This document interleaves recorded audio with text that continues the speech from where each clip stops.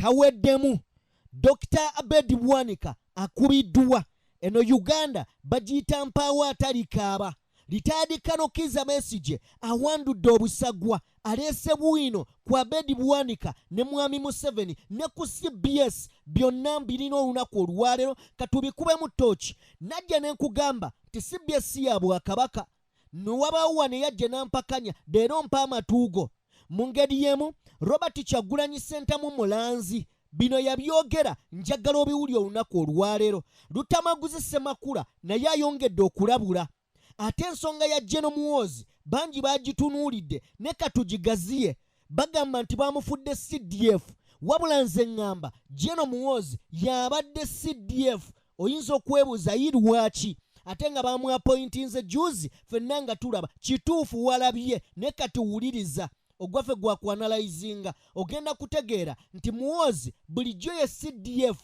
ono ye just bajjewo obujja kali kaali katego byonna leka tugenda bitunuulira wabula mugo ge tuleese mangi Anita Amongi alabika teyagula mukulu amanyiddwa nga Mpuuga yekka abakulu bangi mu opposition Anita Amongi be yagula ate nga bamukolera ogenda kuwulira olunaku olwaleero amazima gali nti Ibrahim Ssemujju Nganda Kaweedemu baanirizaako buli omu gy'asinzira okuba ng'atugoberera abali mu bitundu by'ensi eby'enjawulo omukutu oli ku DPTV Uganda and of course yenze Sajime abeerawo okuba nga mbatuusaako ebintu eby'enjawulo n'olunaku olwaleero butereevu katuwolekere ebigambo mu ggwanga Uganda naawe wamma ojja kwewuunya ngenda kusaba nga tonnaba kuba ng'ogenda wala wa video ffe like mu ngeri y'emu genda mu maaso n'okubeera ng'osubscribinga video buli wogiwa like kigiyamba okudduka ku misinde ejja yiriyiri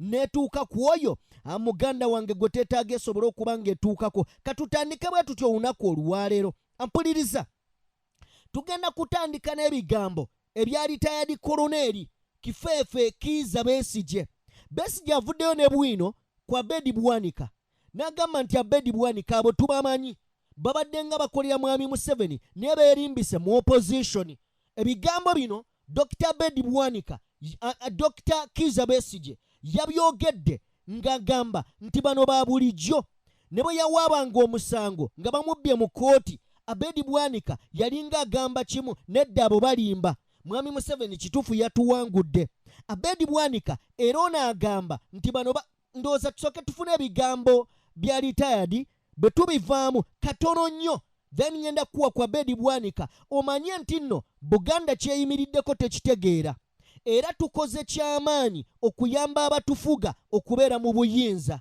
tukoze kyamaanyi wadde nga tukaaba okuyambako abasajja bano bajjunta abasajja bakanywa musaayi okufuga eggwanga n'okutufudubbalako naye nga ffe tubawadde obuyambi ne tubawa nawo okulinnya walungi baleme kugwa mu kateebe so nga ate tusobola obbasuulayo singa tuba tukkiriza ne tukwatira wamu bino ebisajja bya Abed Bwanika bino Abed Bwanika buli omu ndowooza akimanyi nti yeesimbawo ku bwa president yali candidate nange nga ndi candidate kalulu bwe kaggwa nengenda mu kooti kubanga babbye akalulu nenonda balooya abasinga obukugu mu kibuga muno ne tuteeka petition y'amaanyi nnyo mu kooti ensuukulumu mu Uganda mujulizi omu ku baali ku mwanjo ba Museveni abagamba nti bwe yabulimba kalulu katambula bulungi temwali kutulugunyizibwa temwali bubbi temwali ki Abed Bwanika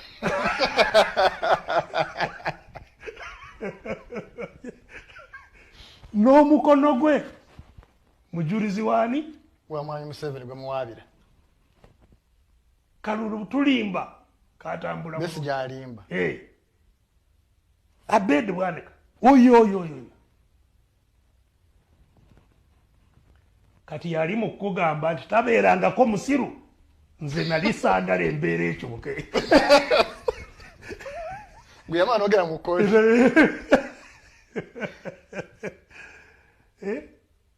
balooya bamaanyi era ne Abed Bwanika obujulizi bwe kooti yabugaana negamba nti waliwo obubbi ti Abed alimba Dokitanga bomaniza. obujulizi Abed bwe yaleetera kuwaku Museveni kooti yabugaana nti Abed alimba kalute kabadde ka mazima naki na bwenkanya. So Abed era ekyokubiri omuwulira bbanga lyonna agezaako okwawulayawula mu mawanga. Besigye talina mmwe bebali. Okay, oyo ye retired Colonel Kifefe Kiza Besigye ebigambo abyogera nga webiri nga bwe tuzze tubyogera nga tubagamba bannange abatulya bali munda. Abakolera mwami Museveni beba abefuula nti basoma. Abakolera mwami Museveni beba abefuula nti baagala nnyo Uganda n'okusinga ffe. Abatulemesezzaako mwami Museveni bebo ba elites ababefuula abasoma. Notuyo omusajja Abed Bwanika mbu simanya musumba yava mu bulokole. N'ogamba naye kaakati kino ekisajja omanyi nabadde ndaba akantu awo omusajja n'agamba nti ng'oggyeko mwami Museveni waliwo abantu abasaana okusooka bafe baveewo eggwanga lino okutereera n'okwenunula ng'oggyeko mwami Museveni. Mwami Museveni ng'omuntu munnafu naye akozesa ssente kyokka bannaffe abandibadde batuyamba ate bo ne babakozesa okutukkakkanya batukumekume tubeere kamu bo bayise babawe ensimbi beeyagale. Kakati waliwo abantu abalina okusooka oba okufa then ne mulyoka mulowooza ku mwami Museveni kubanga bano be bamukuumye. Buli wabagamba obusente ne bagira bati njagala tuwulire ebigambo bya Abed Bwanika ne bino njagala tubiwulirize. Ono ya Abed Bwanika. Our associations in the West, they are homosexuals, even including the most recent ones. Go in the pictures, you can do your Google and see who are we associating with as leaders. These are serious issues. Do you find it prudent to wash dirty linen of your party? Which linen? No, this is not dirty linen. The linen was These are issues. When we reach the issues of values, you know, Mr. Angela, I might not share with you in terms of ideology of a party, but issues of values. These are shared. Not values. just for the parties, yes, for the country. These are beyond a political party. It's about our constitution. Actually, Mr. I think you're lining yourself up for disciplinary action. If you did a research, it might be one reason why Honorable Mpuga is in hot soup. Because I'm hearing you people talk about these easy ones. The reason, first of all, ask every new member who comes here who is a member of parliament, when did you vote when you were passing the anti-homosexual bill? We and find out those who didn't vote. We should not allow taxpayers' money to support a political party. You have never got interested for in the future of our children. I want you to be interested. No. Among the new members of parliament, those who didn't vote, who absconded themselves, and why? What? Because they are there. Okay, oyo ya Abed Bwanika ampuliriza oyo omusajja ne bwoddayo mu records gye yasomeranga kuva mu primary oyo teyeesimbako yadde ku bwa actually ekyo nakinene yadde ku bwa time keeper naye ebbanga lyamaze nga ajja mu by'obufuzi oyo gwolaba tawezangako na 1%. Buli wabadde ajjanga presidential candidate yajja emirundi ebiri nene omulundi ogwasooka yafuna ndowooza yali ndowooza mu 63 ali awo mu negative 60 awo wewatyo tawezangako na 1% ya bululu naye omulimo gwe kubuzaabuza ffe twategeerera ku Bakatumba Oye naye nga Bakatumba Oye babaddewo ebbanga lyonna be ba Abed Bwanika. Ekyenjawulo nti Katumba Oye yali mwana muto, Abed Bwanika bisajja bikulu ebyesiriwaza ebyedongowazizza ebifu by'okulaba nga tufugibwa obumbula nga byo ebigenda ebweru w'amawanga oba olyawo nga tetebirinayo na makulu. Njagala kubeera nga nkulaga Abed Bwanika oba olyawo eyayimirira ku CBS n'ategeeza nti Bobi Wine alwanyisa obwakabaka n'ategeeza nti n'abavuma ku social media balwanyisa obwakabaka. Ampuliriza, bino ebigambo bya Abed Bwanika, bino ebigambo bya Abed Bwanika, katubiwulire. Do you remember? Ekizibu kya Uganda bali abantu babiri, Buganda ne DP. Ati bagala bitiibwa, bawerekera balala, basapoota b'abantu balala, bo ebyokulembera tebabifaako. ate buli omwana akulembera ekirala opposition tekiba kibi bwekolaganira awamu. Bwe twawa omukisa Katonda n'abawa omukisa 1961 mwe mwasooka okufuga Uganda, kiki ekyabatuukako? Ddogo ki lye baabaloga eritasobola kuvaawo olwaleero? Ndowooza eddogo lyava Tanzania. Muli kasangati kati munoonya walala, luli mwali wambabaza ani abaloga. Ebyobufuzi mu Uganda tebibaako gwowagira wa lubeerera. Nazo basabira essala olwaleero, ekyabakwata kibate mu linnya erya Yesu. Amiina. Bannange pasita mwongere ssente ali ku kinyusi kyennyini. Tuligoba lwaleero, livaawo olwaleero. Omukazi oyo omulogo tuluvumira lwaleero. Abadde mwenna mukikubire mu ngalo, eddogo ligenda. Ndowooza owulira abasajja oyo Abed Bwanika ayogera ku Buganda nti yeeganye bannayuganda okufuna enkyukakyuka, yeesibyeko Museveni ne juuzi olw'okuba yabadde anyiga Robert Kyagulanyi Ssentamu bamutuma kusuula kibiina kya NUP kumalamu bannayuganda suubi okutunula omuntu agenda obbanunula ye amulabise nga atasobola kununula ggwanga. Ebyo bye yayogedde.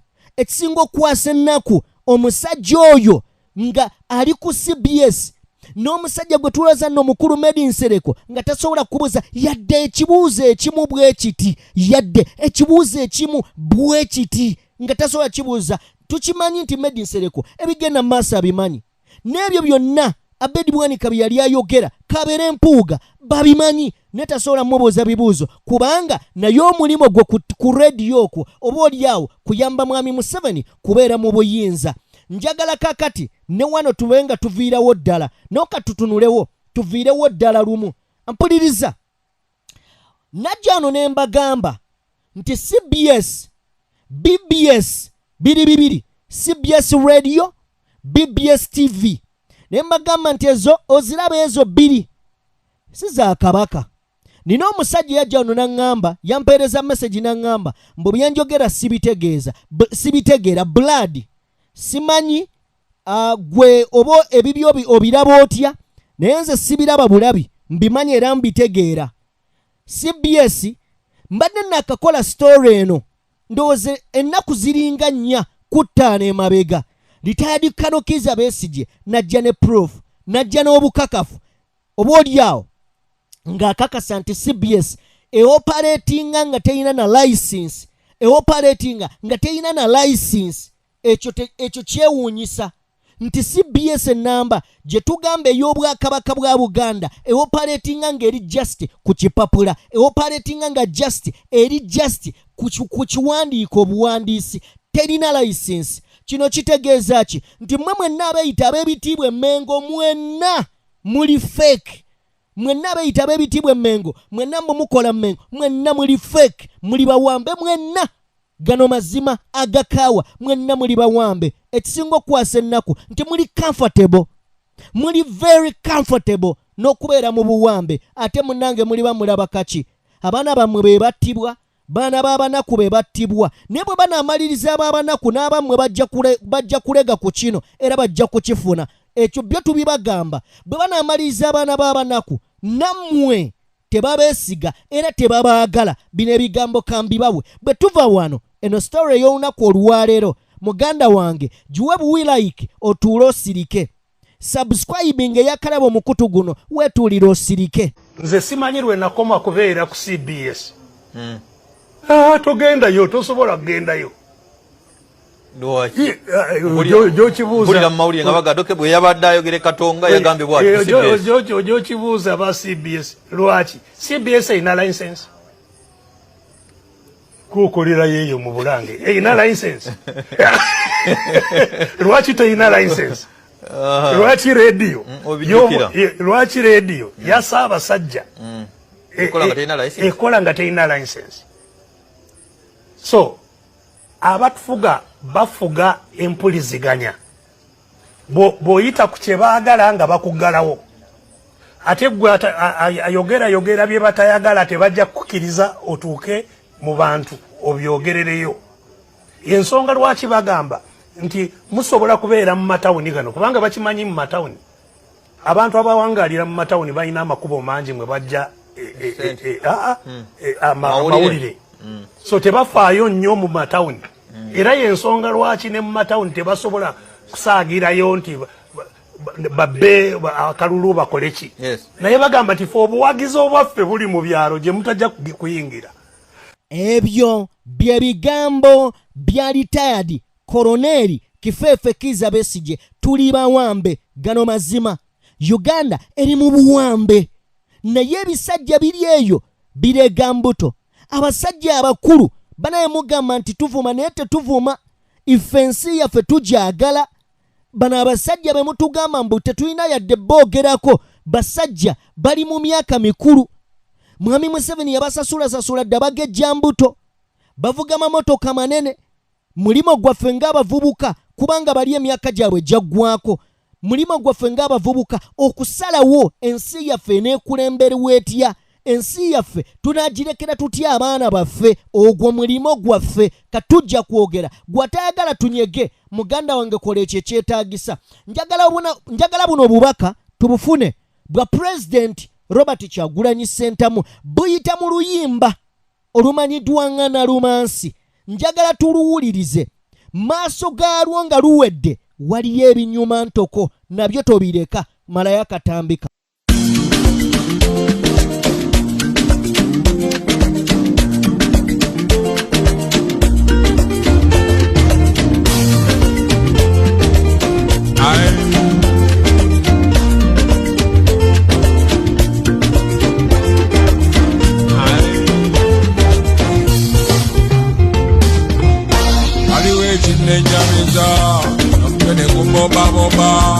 Lwaki omuntu gw'olina omuzanyisa okugalabanjanga n'enzimba byandijunye gwe naye omulabe yeyambisa gwe kale owewala yasuta naye owange gwannemesa kale tebutoga bankulika lya ngobi aluwa bampita obiri embale bankubira akadodi naye owange gwankuba endiko Nalumansi tunkabira amusanage wekabire Nalumansi tunyikira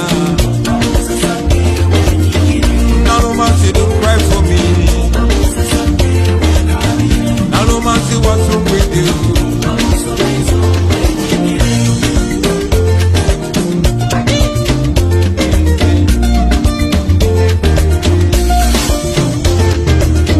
Nalumansi ky'obumanya ogedde ebigambo biweddeyo era nze kyenkakasa tewali kyokola kyotamanyi.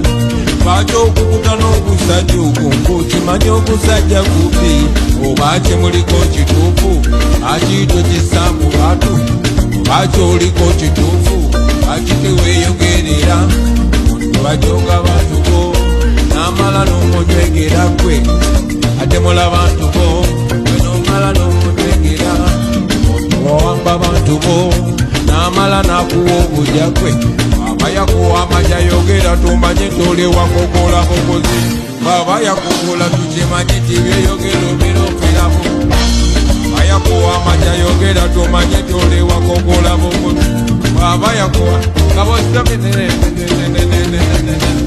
Baba yakuwa amanya yogera tumanye tole wakokola mukozi Baba yakukola tumanye tobazimati obiroferamu tukimanya kukenika Nukiriza mweyambise kwe abwe yakola bakanda bo aketineba abwe yakola bakanda bo aketineba romina abwe yakola bakanda bo akitaka bonna bonna abwe yakola bakanda bo aketineba romina totunda moyo ko Nalumansi tunda moyo ko otunda bantu bo Nalumansi tunda bantu bo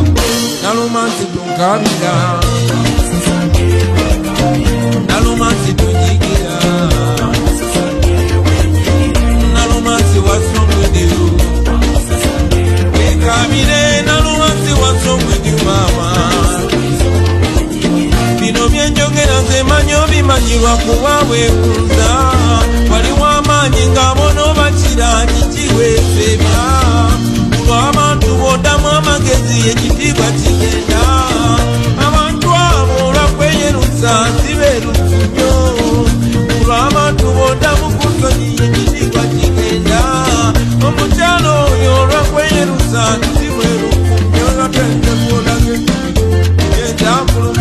Kamala, atunda binotukira akuwambani alingaga oliwagula buguzi nawe ukana olinga kalumizwani akuwambani alingaga oliwagula buguzi akuwambani love.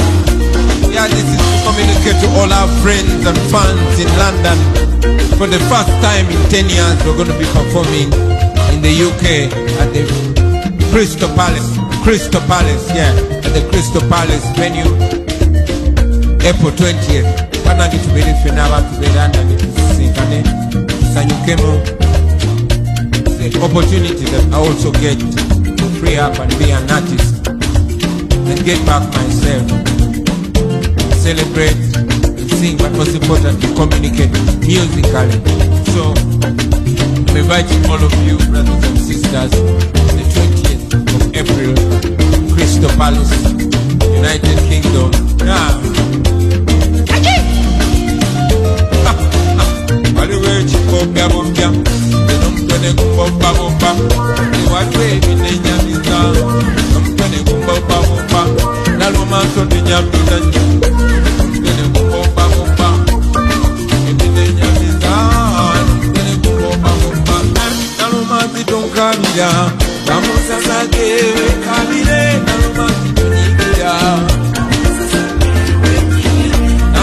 What's wrong with you?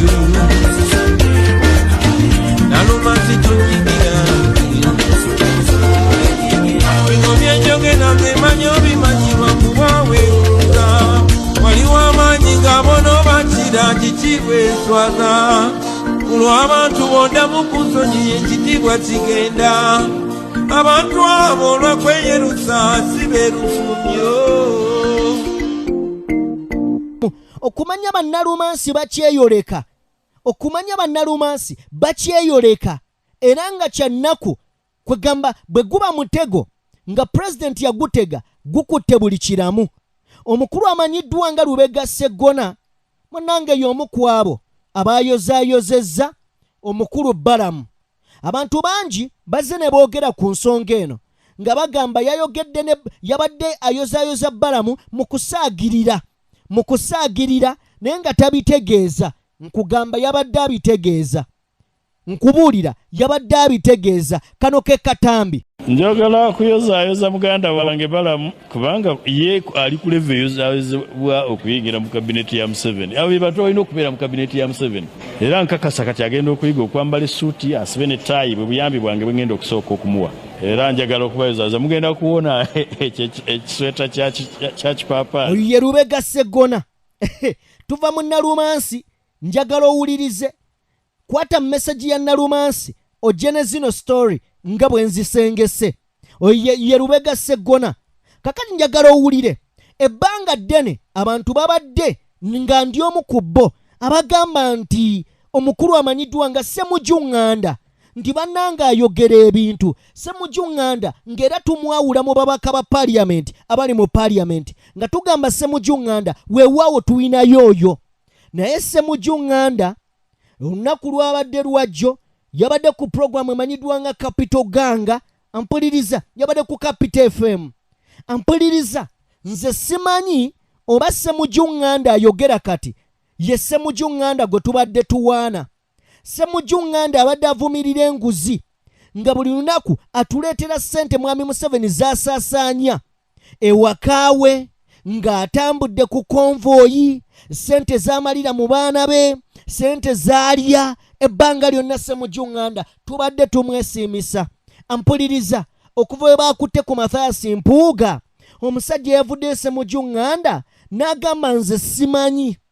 Dwaki oba oli awo kino ekya exhibition dwaki kitagetinze bantu babale, dwaki speaker era lwaki mpuuga.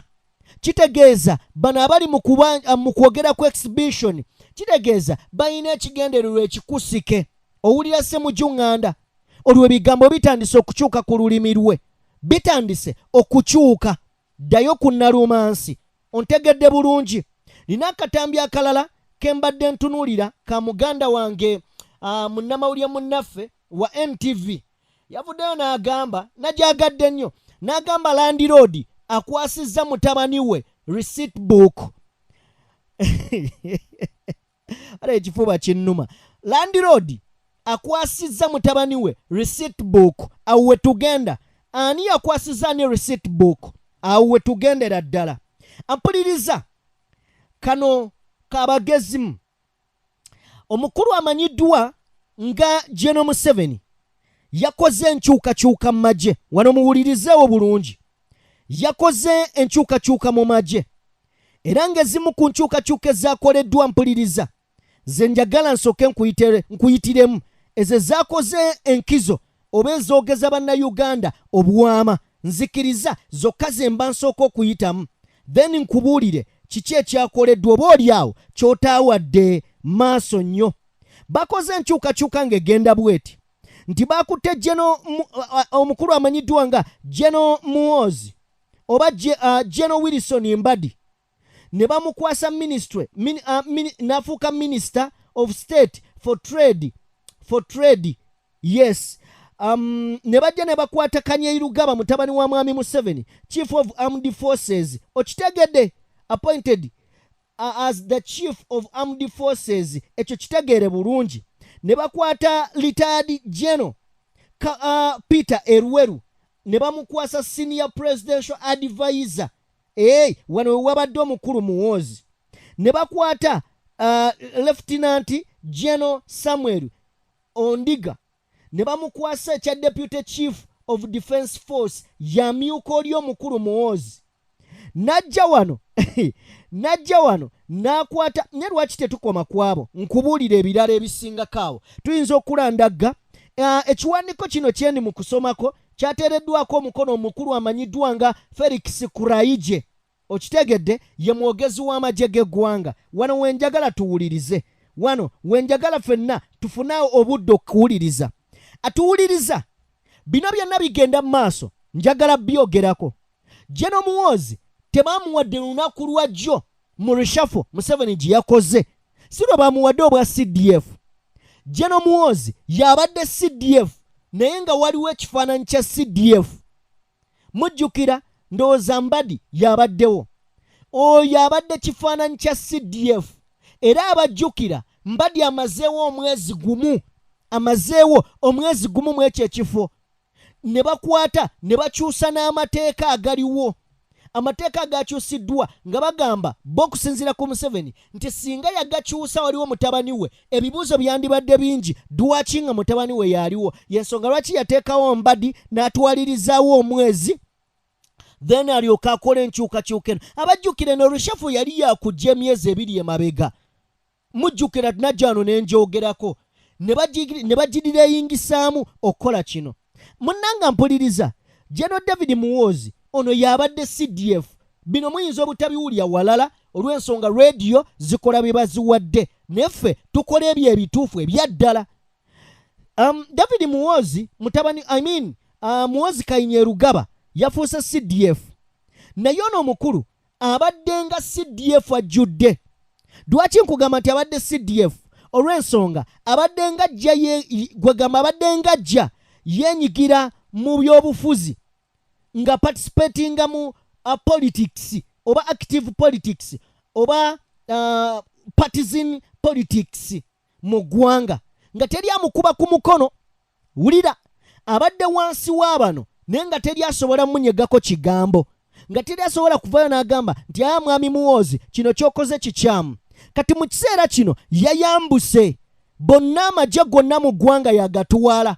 Gonna mu ggwanga, gwe byonna byogereko, wabula gonna mu ggwanga yagatwala Mwami Muhoozi. nenga mujjukire azenga ayogera ebigambo bino nga tetubigoberera nnyo oba oliawo fe tubadde tubigoberera nenga temubigoberera. Yajja n'abagamba nti amagye gange Jeno Muhoozi amagye abadde nga agayita magye gange my army. Kakati mu kiseera kino ekigambo my army yakitongozezza kati yatuwala amagye gonna. Ekikulaga ki nti bano abadde nga akola ebyobusiru ng'agenda mu active politics ng'agenda n'akuba enkuŋŋaana nga bano ababadde bakama be bambadi teri amugambako. Kakati nga bazze wansi we ye mukama waabwe komanda waggulu bagenda mugamba ki? Eggwanga limaze okuseerera okugwayo mu luwonko wansi libbira. Mwami Museveni alinga ateekateeka kwegamba okuva mu buyinza naye nga amaze okusimba emirandira ne mutabani we. Bawadde gundi ani Baramu ekyobuvubuka. Baramu abantu bangi bamutunuulidde nga bagamba nti baleese kukkakkanya bavubuka nti oba oliawo nabo bafunye owaabwe. Naye kino kiri bwe kiti. Lwaki bawadde Balamu? Balamu y'omu ku muntu abadde tatiririra Muhoozi ebbanga lyonna. Kakati nga basindisa Balamu mu Paalamenti bagenda mu maaso n'okunyweza. Already mu Paalamenti wabaddeyo abakkiririza mu Muhoozi baminisita. Kakati bongeddeyo abo babadde basemberedde Muhoozi cross ku Muhoozi. Enteekateeka zaabwe zitambula era zigenda mu maaso. Kati gwe atajja kukitegeera oyinza obutakimanya.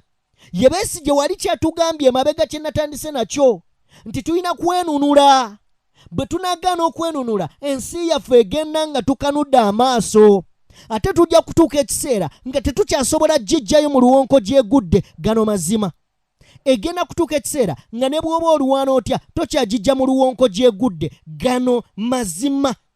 Muhoozi singa akwata entebe tugenda kwekaabirako. Bino mbibagamba. Muhoozi singa akwata entebe tugenda kwekaabirako. Akalembereza koyinza okugamba nti nno oba oliawo freedom speech mu Uganda tekiriiwo naye at least tubaako bye tuyisaawo. Ne Muhoozi singa akwata entebe, oh my goodness, ogenda kulaba ng'emirambo gigwa ku ma street. Ogenda kulaba ng'abantu babuzibwa emirundi nga 10 n'okusinga bwe kibadde.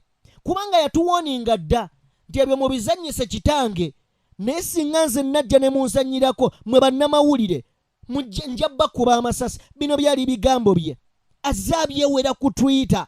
Kale nno kati tumanye nti omuzannyo weeguli.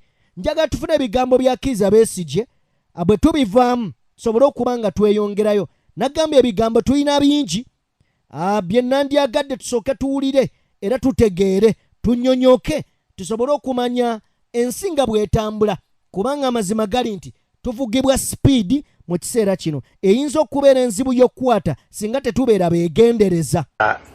Embeera tetwala ffe ab'ebyobufuzi ffekka tetwala bibiina bya bufuzi ejja kutwaliramu buli omu yenna. Ffenna awamu bwe ngamba nti twegatte muleme kulowooza nti kati mwe abali mu bibiina mwerumaaluma. Si kya bibiina bya bufuzi byokka, kyammwe kya ggwanga. Oba oli mu Bwakabaka bwa Buganda, oba oli mu bwa Busoga, oba oli mu bwa Bunyoro, oba oli mu Naddiini, oba oli mu muntu yenna wa mulimu gwonna ogw'obuvunaanyizibwa mu ggwanga lino. Twegatte, twerwaneko, twejje mu buwambe. Bwe tutejjemu bujja kutumalawo ffenna. obuwambe bujja kutumalawo kubanga yose abatuwambye bo balina plan ebabeezaawo kitegeeza nti etwala ffe.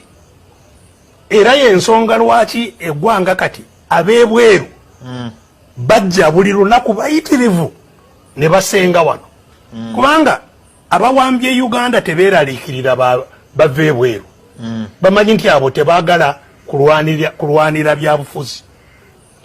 Bebeeraliikirira beffe abaali bannansi ba kuno. So bwe tutaalwana ennyo ate mangu ab'ebweru eggwanga lino bajja kulitwala n'abo abatuwambye tusigale nga tuli baddu abali banga basigaddemu muno nga baliwo ku lwakwagala kwabali okutubeezaawo. Kino tejja kubanga kitandikidde wanooka. Jjukira nti eggwanga ly'owulira ery'amaanyi Amerika lyalina bannaasangwawo tebakyaliwo. Australia lyalina bannaasangwawo teryakyaliyo. Canada teryakyaliyo yali naasangwawo. Bonna baava mu mawanga amalala abawangaalirayo. Na wano abava ebweru abajja kuwangaalira wano bwe tuteekolemu omulimu ogw'amangu bajja. So ekintu kino saagala mukitwale nga kyakusaaga.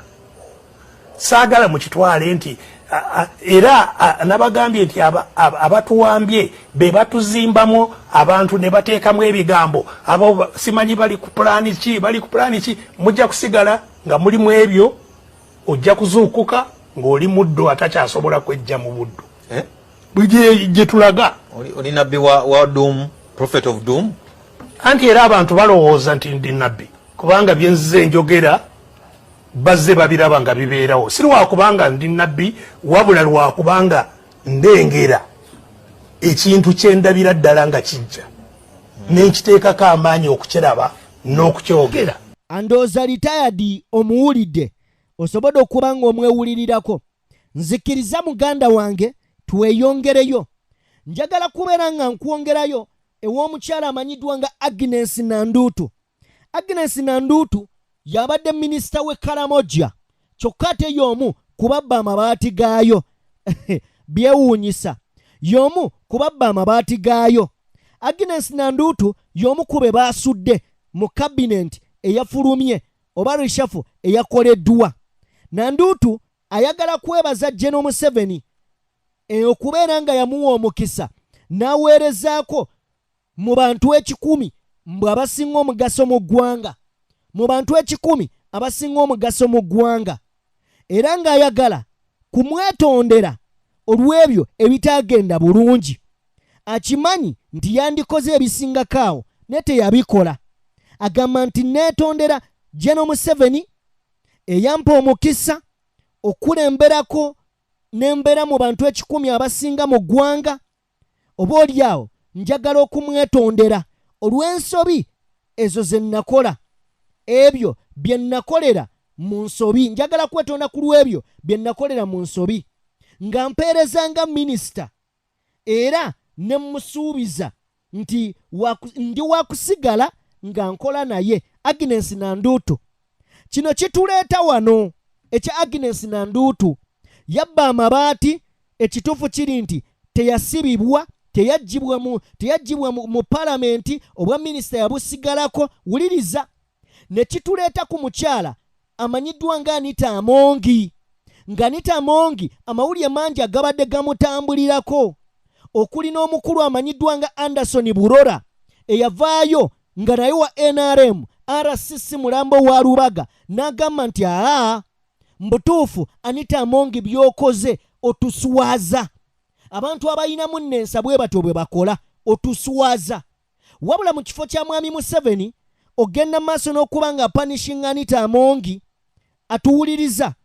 Yagenda maaso n'okuba nga awaana muwaane. Era okumulaga nti Anita Amongi oli wa kitalo bba bulungi. Eggwanga ffe tusiima bobbira obulungi.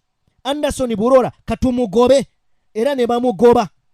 Anderson Burora yagambye ne bamulagira yeetondera Anita Amongi. Yagambye ekyo kikafuuwe sigenda kumwetondera. Mu ngeri y'emu ampuliriza. Bino byonna bigenda maaso ng'omukulu amanyiddwa nga Joel Ssenyonyi atadde ku nninga Speaker wa Parliament. Agende maaso n'okuba nga nnyonnyola eggwanga olw'omudidi gw'ensimbi gwasaasaanya ogutalina mbalirira naye ng'ate afiiriza ggwanga. Era byonna nga bigenda maaso teri kabonero kalaga nti mwami Museveni kino anaakikola. Byonna nga bigenda maaso mwami Museveni olunaku olwaleero bino byewuunyisa. Akutte omukyala amanyiddwa nga Anita Amongi.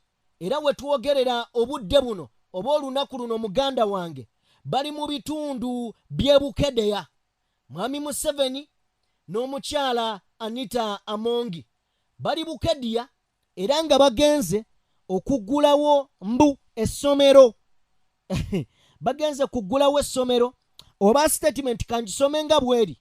General Yoweri Kaguta Museveni kwegamba akuutidde abakulembeze mu bitundu ebyeyo mu Bukedya era agenze maaso n'okuba nga yeebaza omulimu omulungi Anita Amongi gwakoledde abantu beeno oluvannyuma lw'okuzimba essomero oba amasomero 2 kuno nno nga kuliko essomero erimanyiddwa nga Bukedya Teaching Hospital erya district mu ngeri y'emu n'essomero eddala Bukedya yes bino bizimbiddwa Speaker Anita Amongi. Mwami Museveni abaddewo bulungi nnyo ng'agezaako obaolyawo okubuubiriza n'okusanyukirako mubbi munne. Bino tetujja bikweka gano mazima ti Mwami Museveni yakkiriza eggwanga ababbi bali eyagaliremu abafere bali eyagaliremu naye nga tukimanya amawanga agagenze maaso n'okuba nga gakula nga gasinga ku Uganda eggwanga nga South Africa